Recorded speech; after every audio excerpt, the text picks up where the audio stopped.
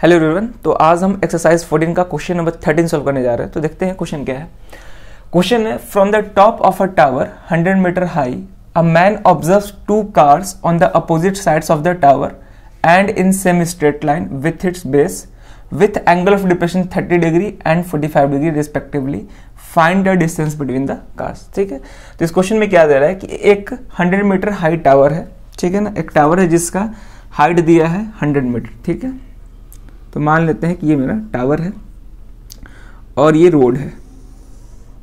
ठीक है, अब टावर के दोनों तरफ से कार टावर की तरफ आ रहा है, अप्रोच कर रहा है। ठीक है, तो मान लेते हैं कि एक कार कहीं इस पोजीशन पे है और दूसरा कार इस पोजीशन पे है। ठीक है, दोनों कार जो है टावर के अपोजिट साइड्स में है, क्वेश्चन में दिया गया है। ठीक है, अब क्वेश्चन क्या है कि टावर के टॉप पे एक ऑब्जर्वर है जो कि दोनों कार को ऑब्जर्व कर रहा है, देख रहा है। ठीक है, तो जब इस कार को देखेगा तो उस केस में लाइन ऑफ साइट क्या होगा, लाइन ऑफ साइट कुछ ये होगा, और इस कार को ऑब्जर्व करेगा तो लाइन ऑफ साइट ये होगा।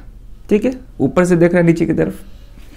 अब यहाँ पे जो भी ऑब्जेक्ट पे देख रहा है वो ऑब्जेक्ट का पॉइंट हॉरिजॉन्टल लाइन से नीचे है, इसीलिए यहाँ पे एंगल ऑफ डिप्रेशन होगा। ठीक है, हॉरिजॉन्टल लाइन आदमी जो भी यहाँ पे मैन दिया गया है, ऑब्जर्वर दिया गया है, वो तो सबसे टॉप पे है, तो इसके लिए हॉरिजॉन्टल लाइन क्या होगा, हॉरिजॉन्टल लाइन कुछ ये होगा। ठीक है, और इस तरफ ये होगा। अब एंगल ऑफ डिप्रेशन क्या क्या दिया है दोनों ही केस में, एक में 30 डिग्री दिया है, एक में 45 डिग्री दिया है। ठीक है, तो एंगल ऑफ डिप्रेशन हो या फिर एलिवेशन हो, हमेशा लाइन ऑफ साइट और हॉरिजॉन्टल लाइन के बीच में बनता है। ठीक है, तो मान लेते हैं कि ये एंगल ऑफ डिप्रेशन 30 डिग्री है और इसको हम मान लेते हैं 45 डिग्री। क्लियर है? चलो, तो हमसे क्या पूछा है, find the distance between the cars, यानी कि दोनों कार के बीच का डिस्टेंस बताना है कितना होगा। ठीक है, तो नेमिंग कर लेते हैं। तो इसको हम ए, ये बी है, इसको सी बोल रहे हैं और ये डी। ठीक है, चलो, और ये जो टावर है, टावर का हाइट दिया है 100 मीटर, तो सी डी का हाइट कितना है 100 मीटर, और ये ग्राउंड के साथ 90 डिग्री का एंगल बना रहा होगा। अब हमको ए और बी पॉइंट के बीच का डिस्टेंस बताना है कितना होगा। ठीक है, तो ए बी का इनडायरेक्टली बोल सकते हैं, ए बी का लेंथ बताना है। ठीक है, तो ए बी का लेंथ हम कैसे निकाल सकते हैं, ए सी प्लस बी सी। अगर हमको ए सी मिल जाए और बी सी मिल जाए तो दोनों को ऐड करते हैं तो हमको ए बी का लेंथ मालूम चल जाएगा।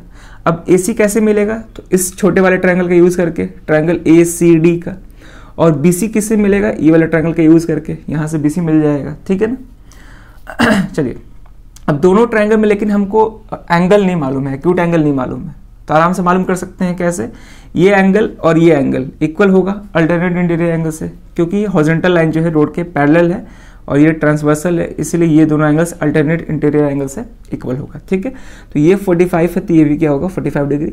जस्ट वैसे ही ये 30 डिग्री है तो ये भी क्या हो जाएगा 30 डिग्री। तो दोनों ही ट्रायंगल्स में हमको एक्यूट एंगल्स भी मालूम चल गए। चलो, अब हम सॉल्व करते हैं। तो लिख देंगे पहले, let C D be the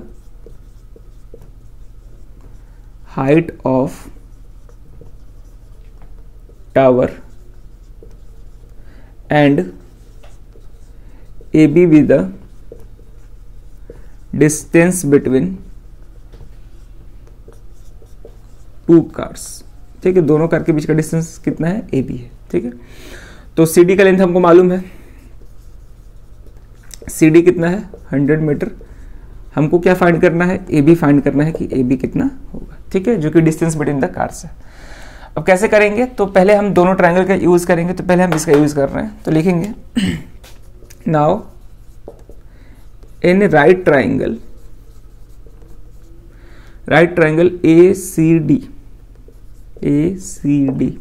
ठीक है, यहां पे जाहिर सी बात है कि tan का ही यूज करना होगा। अब तो समझ में आ गया होगा कौन सा टी रेशियो यूज करेंगे, क्योंकि ये परपेंडिकुलर है जो कि दिया गया है और बेस फाइंड करना है। tan या cot दोनों में से किसी का यूज कर सकते हैं, तो यहाँ पे हम tan यूज कर रहे हैं, तो tan 45 degree is equal to perpendicular C D और बेस क्या है ए सी। ठीक है, tan 45 डिग्री का वैल्यू क्या होता है 1 is equal to C D का लेंथ मालूम है जो कि 100 है, ए सी हमको नहीं मालूम है, क्रॉस मल्टीप्लाई करेंगे तो ए सी कितना आ जाएगा 100 मीटर। ठीक है, यहाँ से हमको ए सी मालूम चल गया। अब हमको बी सी चाहिए, तो बी सी के लिए ये वाला ट्रायंगल कंसिडर करना होगा, तो लिखेंगे इन राइट ट्रायंगल BCD, ठीक है। अब यहाँ पे कैसे करेंगे, तो यहाँ भी tan या cot दोनों में से किसी का यूज़ करेंगे, ठीक है। चलिए इस केस में हम cot यूज़ करते हैं, ठीक है, बहुत दिन से tan यूज़ कर रहे हैं। हमको BC चाहिए जो कि बेस और परपेंडिकुलर दिया गया है, तो tan या cot दोनों में से यूज़ कर सकते हैं, तो हम यहाँ पे cot यूज़ कर रहे हैं, ठीक है।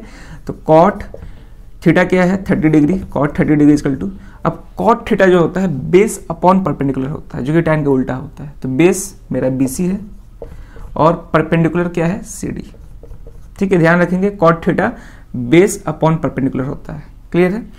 cot 30 डिग्री का वैल्यू क्या होता है, तो cot 30 tan 30 का उल्टा होगा, तो tan 30 का वैल्यू 1/√3 होता है, तो cot 30 का वैल्यू क्या होता है, हो जाएगा √3 is equal to BC find करना है और CD कितना दिया है 100, ठीक है। तो यहाँ भी फिर से हम क्रॉस मल्टीप्लाई करेंगे तो BC आ जाएगा 100 इंटू √3 मीटर, ठीक है। cot ले या फिर tan ले, दोनों ही केस में आंसर सेम आएगा, ठीक है। अगर tan लेते तो BC, tan भी लेते तो BC 100√3 मीटर ही आता, क्लियर है। तो AC भी मालूम चल गया, BC भी मालूम चल गया। अब हम दोनों को ऐड करेंगे तो हमको आराम से AB मालूम चल जाएगा, ठीक है। और चाहे तो यहाँ पे हम √3 का वैल्यू रख सकते हैं, तो √3 का वैल्यू रखेंगे तो BC इक्वल टू 100 इंटू √3 का वैल्यू कितना है 1.732, ठीक है। तो 100 को 1.732 से मल्टीप्लाई करेंगे तो ये हो जाएगा 173.2 मीटर, ठीक है। डेसिमल जो है 2 प्लेसेस आगे की तरफ बढ़ जाएगा, ठीक है, राइट की तरफ।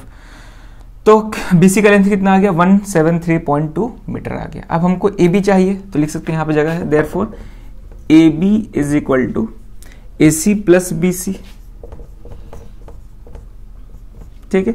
AC कितना है 100 प्लस BC कितना निकल के आया है 173.2 मीटर, ठीक है।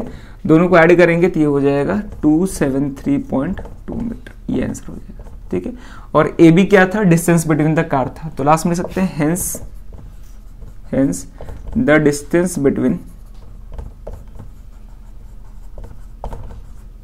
कार्स, वो कितना होगा 273.2 मीटर, ठीक है। तो ऐसे इस क्वेश्चन को सॉल्व करना था, ठीक है। काफी आसान क्वेश्चन था, कल इसमें अगर डायग्राम बना लेते हैं तो सॉल्यूशन पार्ट में कोई उतना खास नहीं था, ठीक है। चलिए, तो ये क्वेश्चन CBSE 2011 और 17 में भी पूछ चुका है, 3 पॉइंट क्वेश्चन है, ठीक है। तो चलिए क्वेश्चन को प्रैक्टिस करते रहिए और कहीं भी डाउट है तो उसको कमेंट में कर सकते हैं, ठीक है। तो चलिए, तो इस वीडियो में ये क्वेश्चन रहेगा, अब मिलते हैं नेक्स्ट वीडियो में नए क्वेश्चन के साथ। Thank you.